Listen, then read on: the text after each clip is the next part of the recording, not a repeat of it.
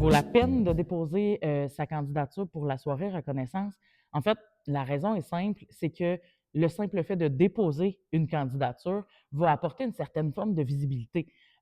Ça va permettre aux entreprises d'être vues ou d'être connues, découvertes par la communauté d'affaires drummondvilloise. Et ça, ben déjà en soi, c'est un bel avantage.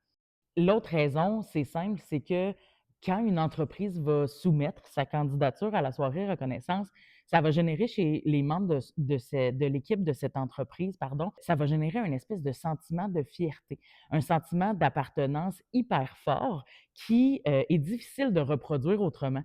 De voir l'entreprise à laquelle on croit, l'entreprise pour laquelle on travaille et pour laquelle on met des efforts, de voir cette entreprise-là donc briller, être mise sous les projecteurs, ben ça donne un sentiment comme employé d'être vu, d'être entendu. Ça donne euh, une façon concrète de mettre de l'avant ce qu'on fait au quotidien et ça, c'est hyper gratifiant pour des employés.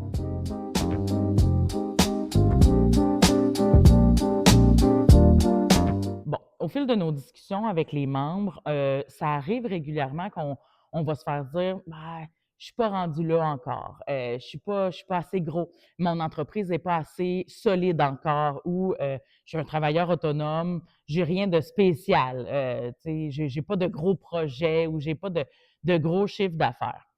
Déjà, en partant, on va mettre quelque chose au clair. La soirée reconnaissance, c'est pas une soirée qui est réservée à l'élite entrepreneuriale, là. C'est pas une soirée qui s'adresse uniquement aux entreprises qui se transmettent de génération en génération ou qui font des milliards de profits chaque année. En fait, le but, c'est, de pouvoir mettre en lumière des gens puis des histoires qu'on n'aurait peut-être pas entendues autrement. Il y a quand même quelques critères d'admissibilité pour pouvoir soumettre sa candidature. Les détails sont disponibles sur notre site web, le ccid.qc.ca.